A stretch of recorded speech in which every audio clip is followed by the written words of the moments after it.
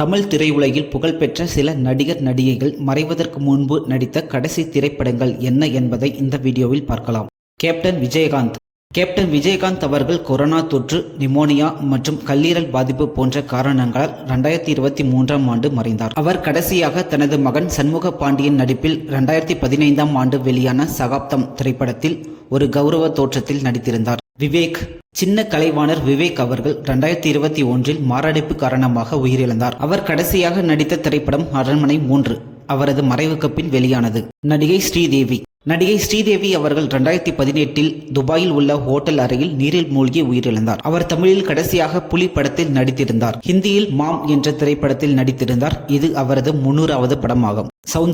நடிகை சௌந்தர்யா அவர்கள் 2004இல் பெங்களூரில் நடந்த ஒரு விமான விபத்தில் மரணமடைந்தார். இவர் தமிழில் கடைசியாக சொக்கத்தங்கம் திரைப்படத்தில் நடித்திருந்தார். சௌந்தர்யா இறக்கும்போது 3 மாத கர்ப்பிணியாக இருந்துள்ளார். நடிகர் மயில்சாமி அவர்கள் 2023ஆம் ஆண்டு மாரடைப்பு காரணமாக உயிரிழந்தார். அவர் கடைசியாக கிளாஸ்மேட் என்ற படத்தில் நடித்திருந்தார். அவர் மறைந்த பிறகு பல படங்கள் வெளியாகின. ஆச்சி மனோரமா கின்னஸ் சாதனை நாயகி நம் அன்புக்குரிய ஆச்சி மனோரமா அவர்கள் 1000 படங்களுக்கு மேல் நடித்து உலகையே வியக்க வைத்தவர். நடிகை மனோரமா அவர்கள் மாரடைப்பு காரணமாக 2015இல் சென்னையில் காலமானார். அவர் கடைசியாக திரையில் தோன்றிய படம் சிங்கம் 2.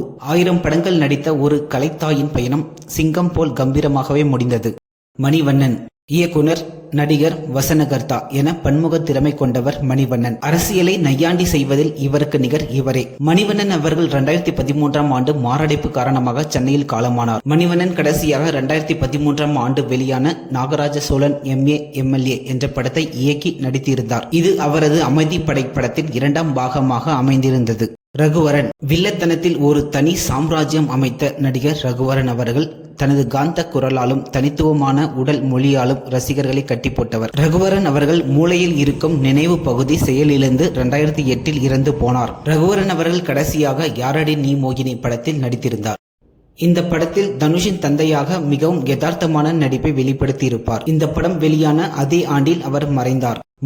நடிகர் முரளி அவர்கள் 2010இல் மாரடைப்பு காரணமாக உயிரிழந்தார். அதிகாலையில் நெஞ்சு வலிப்பதாக கூறிய அவரை மருத்துவமனைக்கு கொண்டு செல்லும் வழியில் உயிரிழந்தார். முரளி அவர்கள் கடைசியாக நடித்த படம் பானா காத்தாடி. 2010இல் இந்த படம் வெளியானது. இந்த படத்தில் தான் அவரது மகனான அதர்வா முரளி கதாநாயகனாக அறிமுகமானார். டேனியல் பாலாஜி வில்லன் கதாபாத்திரங்களுக்கு ஒரு புதிய பரிணாமம் கொடுத்தவர் டேனியல் பாலாஜி அவர்கள் 2024ஆம் ஆண்டு மாரடைப்பு காரணமாக உயிரிழந்தார். இவர் கடைசியாக BP-180 என்ற படத்தில் நடித்திருந்தார். டேனியல் பாலாஜி அவர்கள் RPM என்ற படத்தை இயக்கி நடித்து தயாரித்திருந்தார். இந்த படம் இன்னும் வெளியாகவில்லை.